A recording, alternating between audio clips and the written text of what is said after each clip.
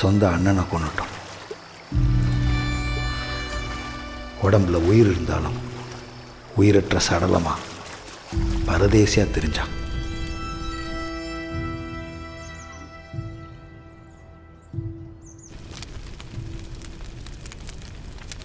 Miller உங்கள் கூட்டத்தில் எப்போ சேர்ந்தான்?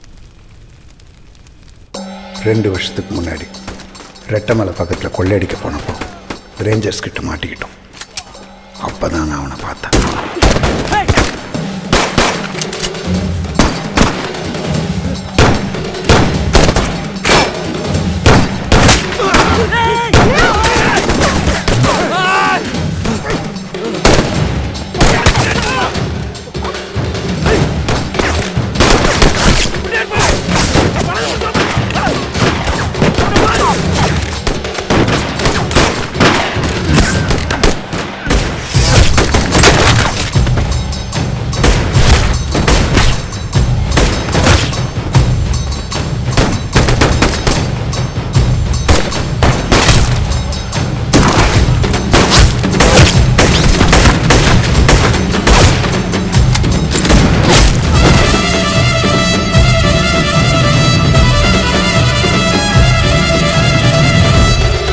எதிர்பார்த்ததை விட சட்டசபை தேர்தல் சீக்கிரமாகவே வரப்போகுது.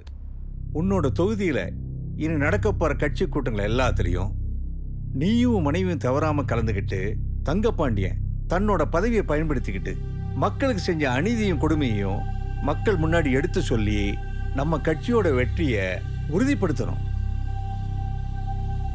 அதுக்கு முன்னாடி நான் உங்கள்கிட்ட ஒரு விஷயத்தை தெரியப்படுத்தணும். அதுக்கு கட்சி ஒத்துக்கிட்டா நீங்கள் சொல்கிறத நான் செய்கிறேன். தமிழ், நீ ஏதாவது பேசணும் சொல்லணும்னு நினச்சின்னா தைரியமாக சொல்லலாம். இங்கே வேண்டப்படாதவங்க யாரும் இல்லை. வர எலெக்ஷனில் என்னோட தொகுதியில் வீரத்தமிழர் முன்னேற்ற கழகம் கட்சி சார்பாக நிற்கிறதுக்கு எனக்கு சீட்டு வேணும்.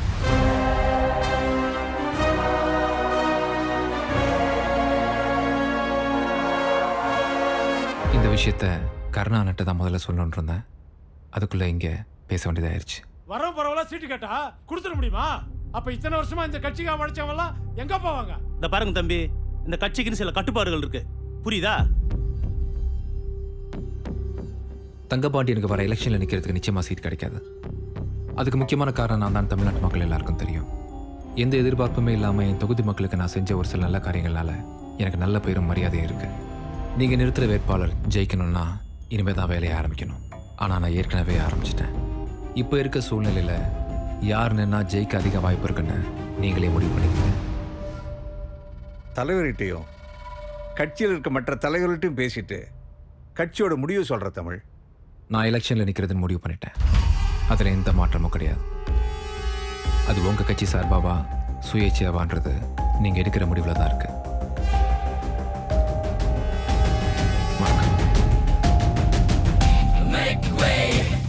Here comes the king. Make way. Here comes the king. Make way. Here comes the king. He's the best. He's the best. He's the best. Now let's go. இந்த முறை வர எலெக்ஷன்ல உனக்கு சீட்டு கொடுக்க கட்சி மேலிடத்துக்கு விருப்பம் இல்லை கர்ணா. தங்கப்பாண்டிய விஷயத்துல நீ தான் எல்லாத்தையும் புத்திசாலித்தனமா திட்டம் போட்டு செஞ்சேன்னு தலைவர் நம்பினால தான் உனக்கு சீட்டு கொடுக்க ஒத்துக்கிட்டார். அவன் பேசுறத பார்த்தா மனசு மாறுற மாதிரியே தெரியலையா? எனக்கு கொஞ்சம் டைம் கொடுங்க. அந்த தொகுதியில் தமிழை நிற்க வச்சா நாம ஜெயிக்கிறதுக்கு நிறைய வாய்ப்பு இருக்கு. அவனை எவ்வளோ சீக்கிரம் வழிக்கு கொண்டு வரையோ அவ்வளோ உனக்கு நல்லது. இல்லைனா சீட்டு தமிழரசனுக்கு தான். ராத்திரி பகல்னு தூக்கம் இல்லாமல் 5 வருஷமா நான் எதிர்பார்த்துக்கிட்டு இருந்த தருணம் எங்கிருந்த வந்து அந்த புறம்போக்கு தட்டிட்டு போக பார்க்குறான். அரசியல்னா மக்களுக்கு நல்லது செஞ்சா போதும், தலைவன் ஆயிடலான்னு நினைக்கிறான். இது சகுனிகளும் சாணக்கியங்களும் ஆடுற ஆட்டம்னு நான் அவனுக்கு புரிய வைக்கிறேன்.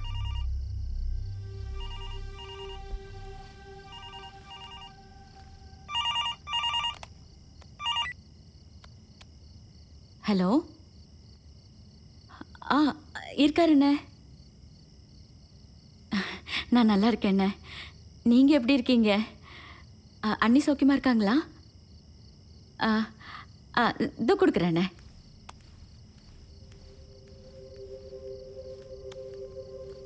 தங்கபாண்டியண்ண பேசுறாரு.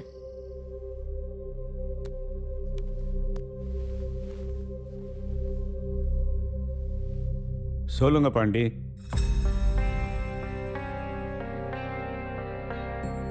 சரி வரேன். என்னவா? முக்கியமான விஷயம் பேசணும்னு உடனே வர சொல்கிறேன்.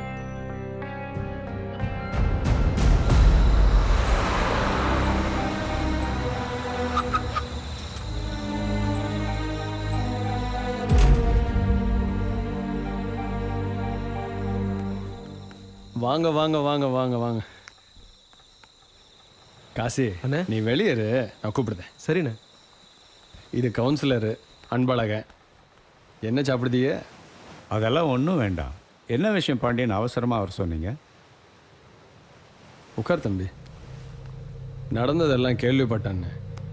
அந்த தமிழரசன் பின்னாடி நீங்கள் இருக்குதீன்னு நினச்சதுனால தான் இத்தனை நாளாக அவன் மேலே கை வைக்காமல் அமைதியாக இருந்தேன். அவனை வளர்த்து விட்டது தான் நான் பண்ண பெரிய தப்பு. இப்பவும் ஒன்றும் மோசம் போகல. நான் ஒரு ஐடியா சொல்லுதேன், அதுக்கு நீங்கள் ஒத்துக்கிட்டீங்கன்னா நீங்கள் தான் நம்ம தொகுதியோட அடுத்த எம்எல்ஏ. என்ன சொல்லுதிய? புரிகிற மாதிரி சொல்லுங்க. உங்கள் கட்சி தலைவர்கள்ட்ட பேசி தமிழரசனுக்கே அந்த எம்எல்ஏ சீட்டு வாங்கி கொடுங்க. அவன் எலெக்ஷனில் ஜெயிக்க நீங்களும் நெசமாகவே முழு மனசாக வேலை பாருங்க. எலெக்ஷனுக்கு முந்தி அந்த பயிரை நான் போட்டு தள்ளிடுவேன். நீங்கள் செய்ய வேண்டியதெல்லாம் தமிழரசன் செத்ததும் அந்த எம்எல்ஏ சீட்டு உங்கள் கைக்கு வராப்படி பார்த்துக்கிட வேண்டியது மட்டும்தான். என்னை எம்எல்ஏ ஆக்குறது உங்கள் லட்சியமாக இருக்காது, எனக்கு நல்லா தெரியும். பதிலுக்கு என்ன எதிர்பார்க்குறீங்க? இந்த அரசியல் வியாபாரத்தில் நம்ம ரெண்டு பக்கமும் லாபம் வரணுங்கிறது என்னோட கணக்கு. என் மேலே கோர்ட்டில் இருக்கிற கேஸுங்க ஒன்றும் இல்லாமல் போகணும்னா முக்கிய சாட்சியான தியாகு சாவணும். தியாகு எப்போ எங்கே வரணும்னு சொல்லுங்கள், அனுப்பி வைக்கிறேன். சரிண்ணே, ரொம்ப பெருசாக செஞ்சிடலாண்ணே. சரிண்ணே, நான் வரேன். சம்பந்தப்பட்ட அனைத்து பிரச்சனைகளையும் சுமூகமாக பேசி தீர்த்துக் கொள்வதென்று முடிவெடுக்கப்பட்டதாக தெரிவித்துள்ளார். சீன பயணத்தை முடித்த எனக்கு எம்எல்ஏ போஸ்ட் கன்ஃபார்ம் பண்ணியிருக்காங்க. வர 24ஆம் தேதி நடக்கிற கூட்டத்தில் முறைப்படி அறிவிக்கிறேன்னு சொல்லியிருக்காங்க.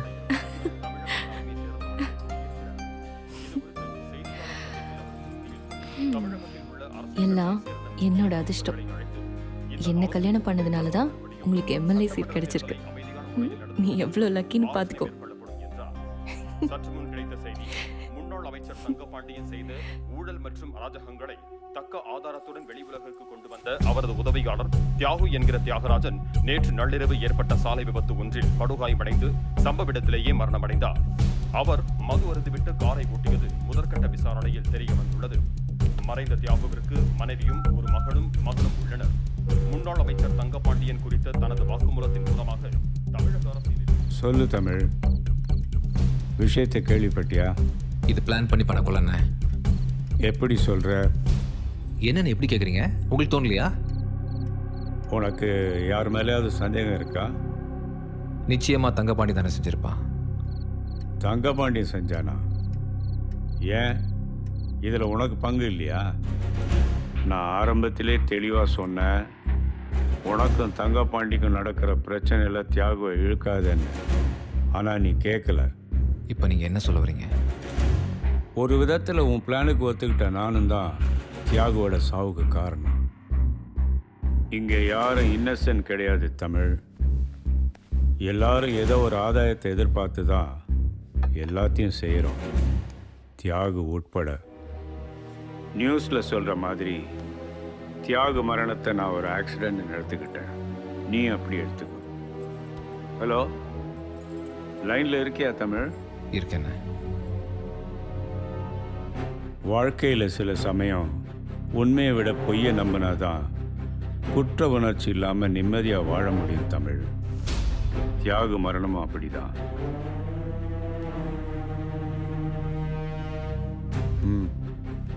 அதை விட கட்சி ஆஃபீஸ்லேருந்து ஏதாவது ஃபோன் வந்துச்சா? வந்துச்சுண்ணே. 24ஆம் தேதி வேட்பாளர் அறிமுக கூட்டம் வச்சுருக்காங்க. கூட்டத்தை ரொம்ப பெருசாக செய்யணும்னு சொல்லியிருக்காங்க. தமிழ், இனிமே உன் சிந்தனை செயல் எல்லாமே எலெக்ஷனை பற்றி தான் இருக்கணும். கிடைச்ச இந்த நல்ல வாய்ப்பை நழுவ விட்டுறாத. சரிண்ணே. தியாகு வீட்டில் சந்திப்போம். குழப்பிக்காம வேலையை பாரு.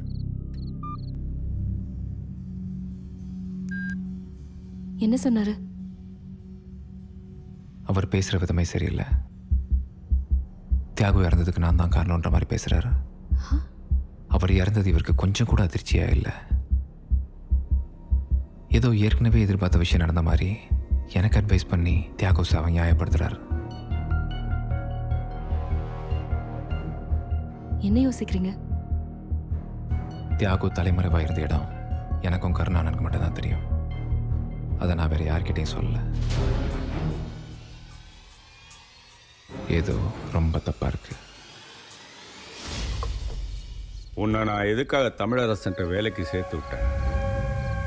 நீ நம்ம ஜாதிக்காரப்ப, அதனால் விசுவாசமாக இருப்பேன்னு நான் நினச்சது தப்பா? இல்லைண்ணே. தமிழ் எலெக்ஷனில் நிற்க பிளான் பண்ணுறாங்கிறத எனக்கு ஏன் தெரியப்படுத்தலை? அவர் அப்படி ஒரு ஐடியாவில் இருக்கிறது யாருக்கும் தெரியாதுன்னு. தெரியாதுன்னு சொல்றதுக்கடா மாசம் மாசம் என்கிட்ட பணம் வாங்கிட்டு போற. இதனால தான்டா நம்ம ஜாதிக்கார பசங்க முன்னேறாம இருக்கீங்க.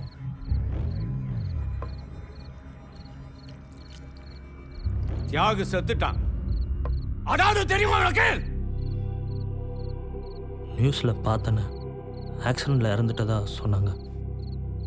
நியூஸ்ல எதை சொன்னாலும் நம்புவீங்களாடா? நடந்தது கொலை, செஞ்சது வேற யாரும் இல்லை, அந்த பய தமிழரசன். முதல்ல என்கிட்ட இருந்து எம்எல்ஏ சீட்டை பிடுங்கினா, இப்போ நம்ம ஜாதிக்கார பயல பலி கொடுத்து அவன் பரிதாபத்தை சம்பாரிச்சிட்டான். பார்க்குற மக்கள் என்ன நினைப்பாங்க? தங்கபாண்டி தான் தன்னை கேஸ்லேருந்து காப்பாற்றிக்கிறதுக்காக தியாகுவை கொன்னுட்டான்னு நினைப்பாங்களா மாட்டாங்களா? ரொம்ப தெளிவாக பிளான் பண்ணி நம்ம எல்லாரையும் முட்டாளாக்கிட்டு அவன் தான் நினச்சதை சாதிச்சுட்டு போயிடலான்னு நினைக்கிறான். நான் அவனை விட மாட்டேன். நாம் யாருன்னு அவனுக்கு புரிய வைக்கிறேன். அதுக்கு உன் உதவி எனக்கு தேவை. நான் போட்ட சோத்துக்கும் நம்ம இனத்துக்கும் உன் விசுவாசத்தை காட்ட வேண்டிய நேரம் வந்துடுச்சு சக்தி. சொல்லுங்கண்ணே, நான் என்ன பண்ணணும்? வர 24ஆம் தேதி தமிழரசனை வேட்பாளனை அறிமுகம் செய்யப்படுற கூட்டம் நடக்க போகுது. அதுதான் அவன் கலந்துக்கு போகிற முதலும் கடைசியுமான கூட்டமாக இருக்கணும். தமிழ் புத்திசாலி. அவனை எதிர்த்து நின்று அழிக்கிறத விட கூட நின்று முடிக்கிறது தான் புத்திசாலி தான். ஆனால் தங்கப்பாண்டியன் வேற மாதிரி யோசிக்கிறான். மீட்டிங் முடியும் போது தமிழரசனை வெட்டி சாய்க்கிறதுக்காக தங்கப்பாண்டியோட ஆட்கள் 20 பேர் அந்த கூட்டத்தில் கலந்துக்க போகிறாங்க. நீ தமிழரசன் பக்கத்துலேயே இருக்கிற மாதிரி பார்த்துக்க. ஒருவேளை தங்கப்பாண்டியன் ஆட்கள்கிட்டேருந்து அவன் தப்பிச்சிட்டானா ஒரே குத்தில் சாவுற மாதிரி நீ அவனை சொருகணும். சரிண்ணே. அவன் செத்துட்டான்னு தெரிஞ்சதுக்கப்புறம் அங்கேருந்து நீ போகலாம். சரிண்ணே. ஒன்றும் பயப்படாத. மீட்டிங் முடியும் போது தங்கப்பாண்டியனோட ஆட்கள் பவரை கட் பண்ணிடுவாங்க. அந்த இடமே இருட்டாயிடும். கலவரத்தில் அவன் உயிரை காப்பாற்றிக்க தான் பார்ப்பானுங்க. உன்னை யாரும் கவனிக்க மாட்டாங்க. இது வெறும் முன்பணம் தான். இந்த காரியத்தை மட்டும் நீ சரியாக பண்ணிட்டினா வெறும் பார் மட்டும் இல்லை, ரயில்வே ஸ்டேஷனுடைய பைக் பார்க்கையும் எடுத்துத்தரேன். சரிண்ணே. காலாட்டிக்கிட்டே சம்பாதிக்கலாம். எடுத்துக்க.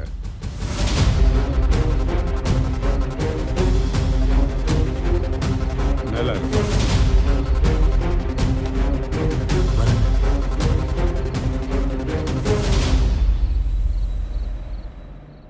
என் குடும்பத்தில் அவள் ஒருத்தியாவது உயிரோடு இருக்கணுமே தான் விட்டுட்டு வந்துட்டேன். என்ன சொல்ற தமிழ்? நான் ஃபர்ஸ்ட் டைம் உங்களை சந்திச்சுட்டு போகிறேன்னு சொன்னப்போவே நீங்கள் என்னை போக விட்டுருக்கணும். நீங்கள் ஆரம்பித்த விளையாட்டை நான் இப்போ முடிக்கலான்னு முடிவு பண்ணிட்டேன். நீ என்ன சொல்றேன்னே எனக்கு ஒன்றும் புரியல தமிழ். மற்றவங்களுக்கு வேணா இது வேட்பாளர் அறிமுக கூட்டமாக இருக்கலாம். எனக்கு இது போர்க்களம். இங்கே வந்தால் என் உயிர் போகும்னு தெரிஞ்சுக்கிட்டு தான் வந்திருக்கேன்னு சொல்கிறேன். என்ன நீங்கள் 20 பேரோட வந்திருப்பீங்க, நான் 50 பேரை கூட்டு வந்திருக்கேன், அவ்வளோதான் வித்தியாசம். நான் யமன், வலுக்கட்டாயமாக என்னை வர வச்சுட்டீங்க. உயிரை எடுக்காமல் போக மாட்டேன். தமிழ், நீ எதையுமே புரிஞ்சிக்காம பேசுற. நீங்கள் தங்கப்பாண்டியனை சந்திச்சதுலேருந்து தியாகுவை கொன்ன வரைக்கும் எல்லாத்தையும் ரொம்ப சரியாக புரிஞ்சுட்டு தான் வந்து பேசிகிட்டு இருக்கேன்.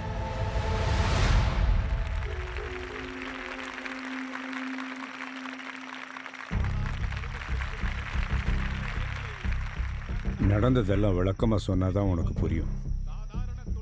அதையெல்லாம் பேசுறதுக்கு இது இடம் கிடையாது. மீட்டிங் முடியட்டும், பேசுவோம். மீட்டிங் முடியும் போது நம்ம 2 பேரில் யாரோ ஒருத்தர் தான் உயிரோடு இருக்க போகிறோம். அது நம்ம 2 பேருக்குமே தெரியும். மீட்டிங் முடிஞ்சதும் நீங்கள் என்ன முடிக்க பிளான் பண்ணியிருக்கீங்க. அதுக்கெல்லாம் முன்னாடியே உங்களை நான் முடிக்கிறதா முடிவு பண்ணிட்டேன். உன்னை என் சொந்த பையனாட்ட நினச்சிக்கிட்டு இருக்கேன். இதெல்லாம் நான் செய்வேன் நீ நினைக்கிறியா? பாலிடிக்ஸில் அப்பா பிள்ளையாக இருந்தாலும் பதவி மோகம்னு வரும்போது ஒருத்தரை ஒருத்தர் அழிச்சுப்பாங்கன்றத உங்கள் மூலமாக தான் தெரிஞ்சுக்கிட்டேன். என்னை மன்னிச்சிடு தமிழ். வாழ்க்கையில் நாம் எடுக்கிற முடிவுகளுக்கான பலனை நாம் அனுபவிச்சு தான் ஆகணும். நீங்களும் என்னை மன்னிச்சிருங்க. நானே நினச்சாலும் இனிமேல் இங்கே நடக்க போகிற எதையும் தடுத்து நிறுத்த முடியாது. அதிர்ஷ்டம் இருந்தால் மறுபடியும் சந்திக்கலாம். தமிழரசன் அவர்கள் உரையாற்றுவார்.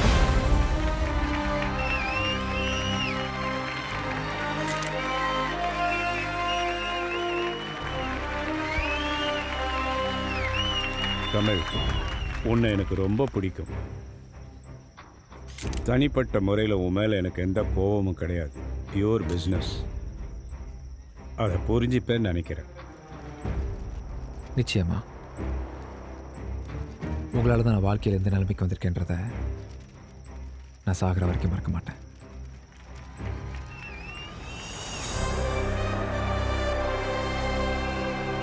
நமது வேட்பாளர் தமிழரசன் அவர்களுக்கு கழக பொதுச் செயலாளர் அவர்கள் மாலை அணிவிப்பார்கள்.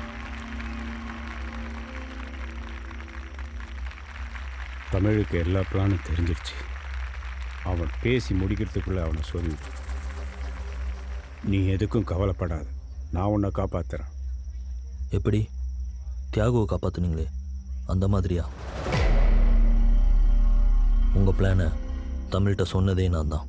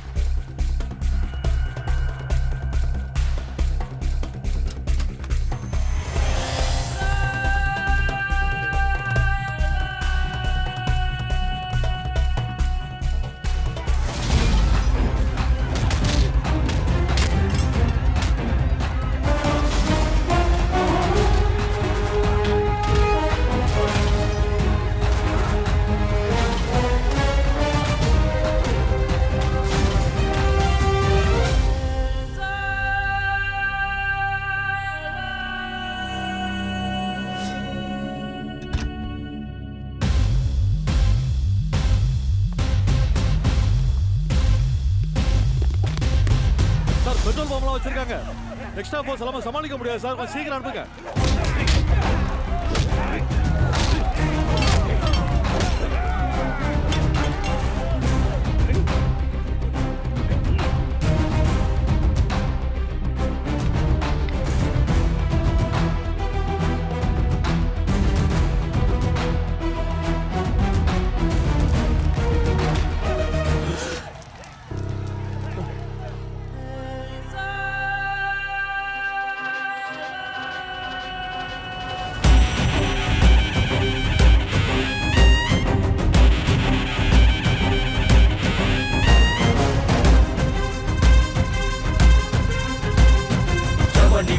யமனிவன் தர்மம் செய்யும் சிவனிவன், ருத்ரமாடி ரத்தம் தேடி தர்ம போரில் யுத்தம் செய்கிறான். எதிரியின் உயிர்களை உருவி கையில் வைத்தவன், சூழ்ச்சி வென்று தீமை கொன்று மக்கள் போற்ற தலைவனாகிறான்.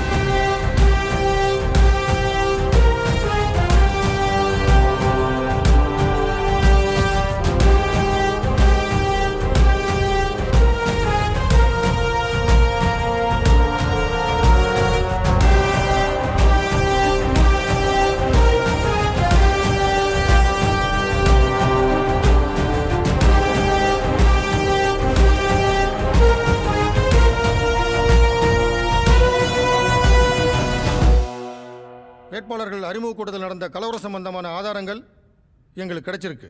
முதல்கட்ட விசாரணையில் உள்கட்சி பூசல் தான் எல்லாத்துக்கும் காரணம்னு தெரிய வந்திருக்கு. ஸோ அதன் பேரில் விசாரணை செஞ்சுக்கிட்டு இருக்கோம்.